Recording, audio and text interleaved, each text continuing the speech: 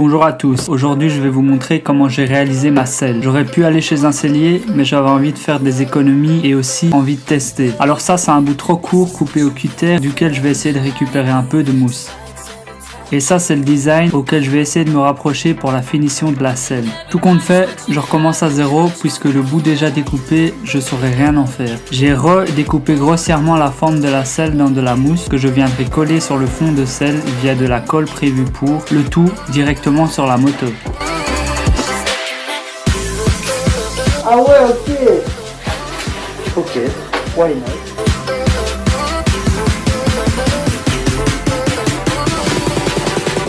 60 secondes avant de pouvoir coller les deux surfaces. On m'a dit que c'est de la colle ultra forte. J'espère que ça va pas marcher. À mon avis, j'aurais pas mis l'effet. Pas mal correct. Quand c'est mal, il dit super normal.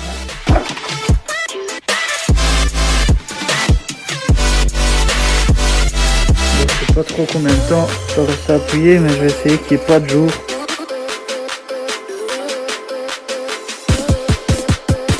Maintenant, je découpe plus précisément le contour avant d'appliquer une deuxième couche de mousse de nouveau directement sur la moto, car sinon, avec les vis qui dépassent sous le fond de selle, c'est pas pratique du tout. Pour être sûr que ça colle bien, je me suis assis sur le tout pendant quelques instants, mais on va pas se mentir, je voulais aussi tester ma future selle et franchement, c'est assez confort. Ouais, t'emballes pas trop vite non plus. Tu vas moins faire le fier quand tu verras la super découpe que tu auras faite au couteau de cuisine. Pourtant, je vous promets que je me suis appliqué. J'allais doucement, côté par côté, en réfléchissant. Je découpais d'un côté puis de l'autre pour essayer d'être parallèle et tout, pour être certain que ça claque bien et au final, je vous laisse voir la suite.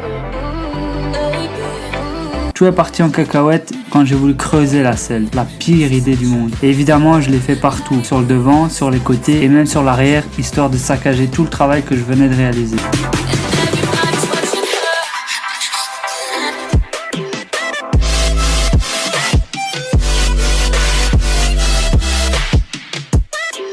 Bon, voilà à quoi ça ressemble. Et pour masquer les traces de découpe, j'ai décidé d'appliquer une fine couche de mousse supplémentaire. Mais cette technique, elle marche, oui, quand t'as des trucs discrets à masquer, pas quand tu as des découpes flagrantes comme moi.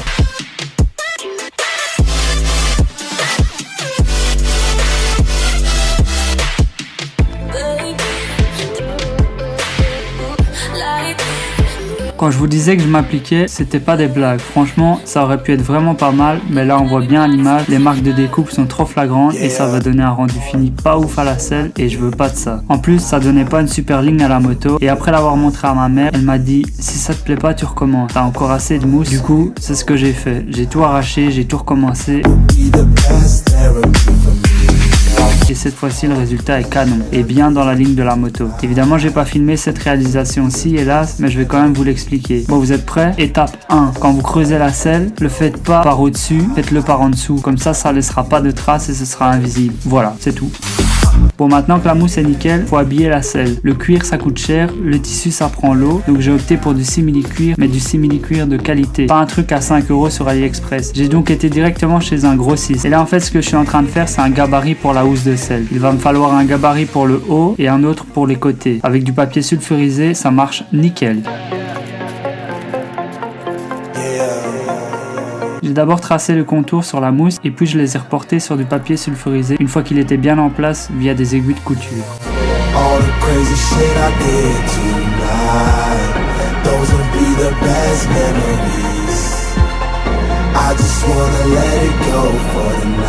Avant de faire exactement la même chose pour les côtés, on fait des petits traits un peu partout pour être sûr de savoir le remettre à sa place plus tard si c'est nécessaire.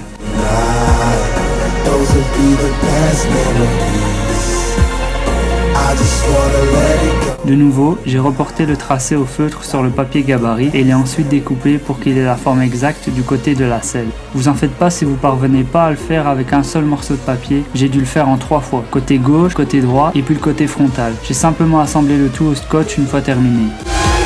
Et encore une fois, on fait des petits traits de positionnement pour plus tard si nécessaire.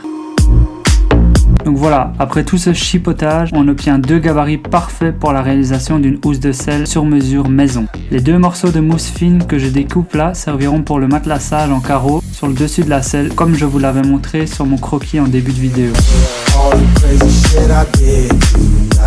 Ça c'est le Sky que j'ai été chercher chez le fournisseur. Un marron assorti aux grippes des poignées guidon que j'ai installé dans l'épisode 8 sur la création du poste de pilotage. Maintenant découpé, je peux reporter le gabarit sur le simili-cuir et en tracer son contour à la craie. J'ai ensuite pris ce que j'avais sous la main pour dessiner le design du matelassage souhaité et lorsque le rendu vous plaît, si comme moi vous ne savez pas utiliser une machine à coudre, vous demandez à quelqu'un de votre entourage, en l'occurrence ma mère dans mon cas, si elle peut faire le travail à votre place. En n'ayant pas oublié bien sûr de coller votre matelassage au préalable. Bon, vous étonnez pas si le comportement de votre machine change un peu lors de la couture, c'est normal, c'est à cause de la colle entre les différentes couches de mousse et le simili-cuir. Du coup, on a dû faire ça à deux, mais après quelques essais au brouillon, c'est nickel.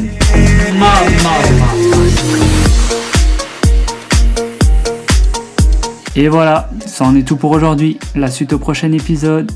Je ne prétends bien sûr pas être couturier, sellier ou quoi que ce soit. D'ailleurs, si vous avez le budget, clairement, vous faites pas chier et faites-le faire. Mais avec de la patience et quelqu'un qui sait coudre, c'est pas impossible à faire. Autre chose qui est pas impossible à faire du tout, c'est cliquer juste là sur mon casque pour t'abonner car la suite arrive très vite. Rejoins-moi aussi sur mon Instagram flow-transfo-moto et dis-moi en commentaire si tu as une remarque ou une quelconque question. À très vite, ciao!